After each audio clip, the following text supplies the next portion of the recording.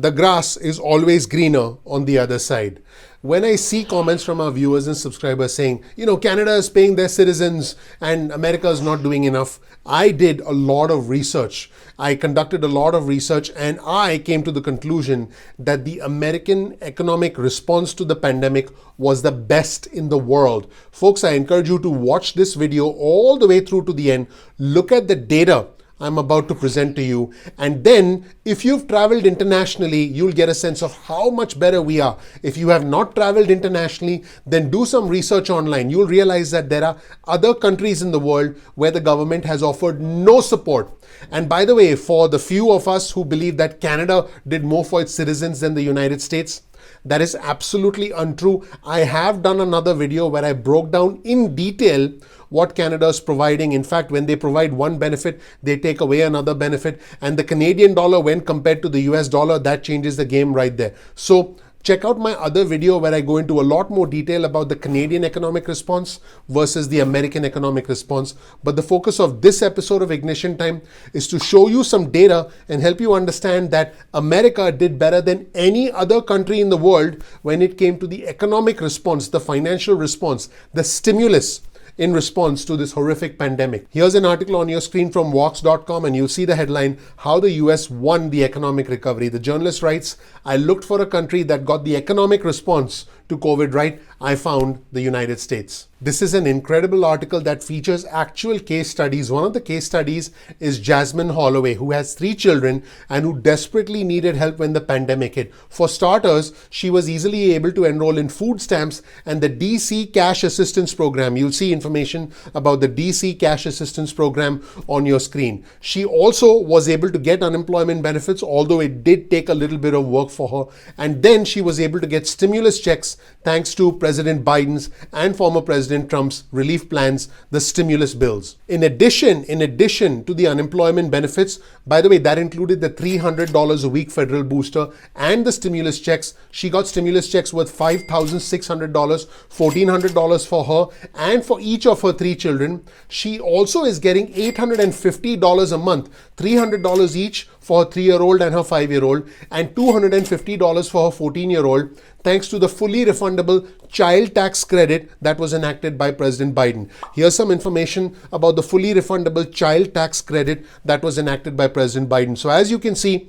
she was offered a significant amount of financial support. Oh, by the way, there's Justin Trudeau. Canada doesn't do that. So what was the result of all this massive stimulus? The result was that the poverty rate in the United States, as you can see on your screen, the poverty rate in the United States fell in early 2020. The government did so much to help our fellow Americans that many people ended up financially better after the pandemic than they were before the pandemic. By the way, Canada doesn't do that. Now, in case you're thinking, oh my God, our response was terrible. You're right. Nobody got it right. In fact, I'll quote directly from the article. No country handled the economic shock of COVID-19 perfectly. Every country, the United States included, made mistakes, sometimes grave mistakes. But a detailed comparison, and which I'm about to show you, make sure you watch this video all the way through to the end. A detailed comparison suggests that the US had the strongest economic response to the pandemic in terms of providing money, in terms of providing income to its citizens during the lockdown and ensuring a rapid, strong economic recovery and making sure the economy starts to reopen. Here's an important comment from Jason Furman, who's an economist at Harvard and the former chair of Obama's Council of Economic Advisors. He said this, the US will come out of this economically better than any other country that was similarly affected by the pandemic. Let's take a look at this chart. The United States stimulus packages were much larger than in most countries. Let's take a look at the relief, the stimulus relief as a percentage of GDP, gross domestic product. United States, 27.1% of gross domestic product. A significant amount of money was sent out to citizens. And let's scroll down this list. You'll see Singapore, Slovenia, Sweden, Finland, Lithuania, Germany. Some of these countries, I'm sure some of our viewers and subscribers haven't even heard about. Canada does not do that. As you can see, Canada is not even on this list that you see on your screen. So there you go, for everyone trying to compare with Canada and thinking that the grass is greener on the other side. It's not. Here's another important comment from this article. Regardless of the numbers you use, the US is near the top when comparing countries for the scale of their stimulus responses. What makes the US response more unusual is its focus on spending to increase the incomes of its residents as opposed to backstopping and helping businesses. In other words, a substantial amount of money was sent out to individuals by way of stimulus checks, by way of unemployment benefits, by way of the earned income tax credit, the child tax credits, the health insurance subsidies that were introduced by the American Rescue Plan. No other country in the world did this much to this extent. They gave you one thing, but they took away another thing. They didn't give you one thing on top of another, on top of another, on top of another, on top of another. And this is very, very important to understand. Here's a mind-blowing chart that shows you that disposable income of the average American. America's disposable income rose during the pandemic, while many Europeans' disposable income fell. Take a look at this chart on your screen, and this is data right now compared with how we were before the pandemic in 2019. And you can see that in the United States, the disposable income actually went up, whereas in other countries, the disposable income went down for Germany, United Kingdom, Italy, and France. So the United States made sure that its residents were better taken care of than other developed countries. I have news for you. Canada doesn't do that. Here's another chart on your screen from the Brookings Institution and the Congressional Budget Office. President Biden's $1.9 trillion American Rescue Plan, the biggest stimulus package of the three major stimulus packages, the one with the biggest stimulus check, is speeding up the economic recovery by years. And this is showing us that with President Biden's package, the economic recovery goes up towards those red dots. Prior to the pandemic, we were in the yellow line. In other words, that's where we would have been had there been no pandemic. And without any support whatsoever, we would have been significantly below the yellow line. But with President Biden's American Rescue Plan, we are above the yellow line. In other words, we will end up better than where we were prior to the pandemic had the pandemic not hit us. This is incredible if you actually really think about it. Now, keep in mind that these aggressive measures have drawn criticism. In fact, there's been substantial criticism from deficit hawks, and you'll see some information about deficit hawks who are criticizing all of this massive spending right now.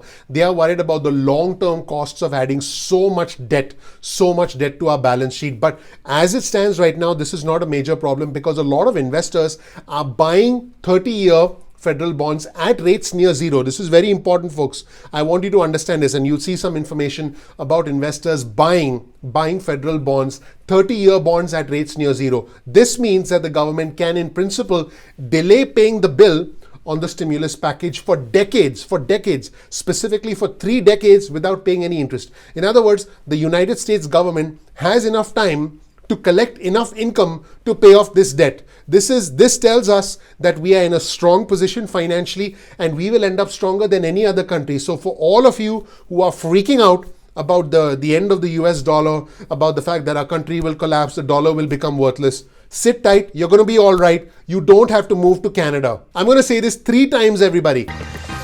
Canada doesn't do that. Canada doesn't do that. Canada doesn't do that. In fact, here's more proof that the United States has done better than other countries. According to an estimate from the International Monetary Fund, which you'll see on your screen, the IMF estimates that the US has lost 3.5% of gross domestic product in 2020. Compare that with an average of 6.6% across Europe, including 8.2% in France. In other words, France's gross domestic product GDP declined by 8.2%, 11.1% in Spain, 9.9% in the UK, and the United States GDP declined by just 3.5% according to the International Monetary Fund. This tells us, and this is important, this is a direct quote from the article, America is going to win this the way we won World War II. This is very important. America is going to win this the way we won World War II. Folks, it's much easier to believe in fear. It's much easier to believe in all the negative things that a lot of the Republican senators throw out at us. It's much easier to worry about inflation.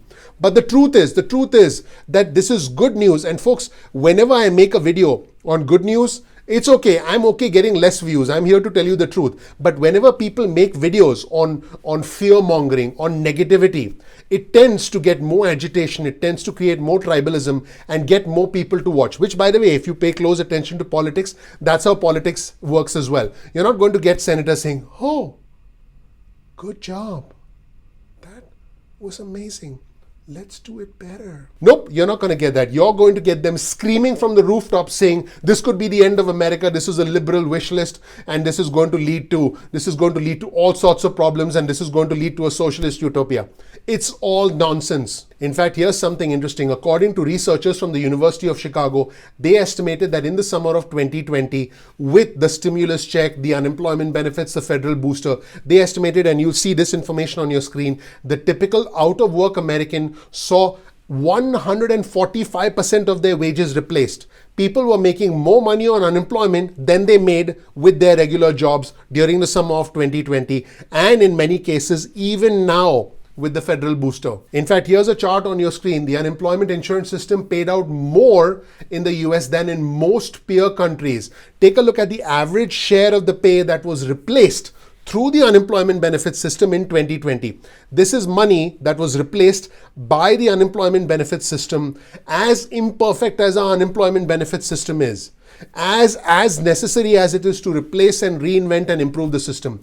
Our system is better than all other countries in the world. Folks, take a look at the red line. Take a look at what happened in the summer of 2020 when we essentially stepped forward with the CARES Act as a country and we helped our fellow Americans. The American response, the unemployment benefit system response, as you can see in red, was substantially better than Denmark, Spain, Italy, Sweden, Japan, everybody's favorite, Canada, France, Germany, and the United Kingdom. In fact, right now at the time I'm recording this video, with the $300 booster on top of unemployment benefits, the median replacement rate, in other words, the wages replaced, is close to 100%. You'll see this article on your screen that essentially explains how the median replacement rate is close to 100%, far higher than the unemployment offers in any other countries that we've covered so far in this video, including Canada. Canada doesn't do that. Canada doesn't do that. Canada doesn't do that. And all the stimulus in the United States of America kept millions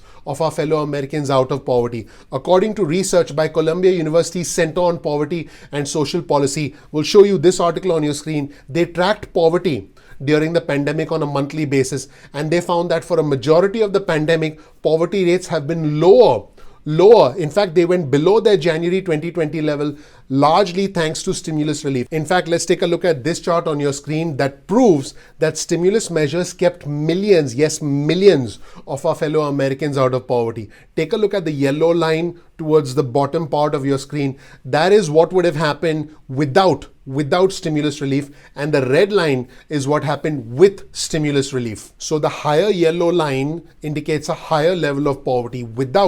Without stimulus relief, poverty could have approached 20%, but with stimulus relief, poverty has decreased substantially, and this is why all the stimulus has kept millions of our fellow Americans out of poverty. It has allowed individuals to put food on the table, to make rent, to keep the lights on, to maintain human dignity. And I want our viewers and subscribers to know that in addition to the federal response, different states have different programs to provide stimulus to their residents, independent of and on top of all the federal benefits we talked about. In fact, we'll show you this article on your screen. 27 states and Washington, D.C. offer short-term compensation or work-sharing programs, and many states have been sending out recurring stimulus checks to individuals who live below a certain income level. Canada doesn't do that. Canada doesn't do that. Yes, I had to say that Canada doesn't do that. Thank you so much for watching, everyone. I hope you learned something new. Please click the like button. Please subscribe. Please enable notifications. I worked very hard on this video, as I do on all the videos on our channel. And all I ask of you is please click the like button. Please subscribe. Please enable notifications. That would mean a lot to me. That really helps out the channel. Thank you so much. I'm looking forward to seeing you in the next episode of Ignition Time. Take care. Bye.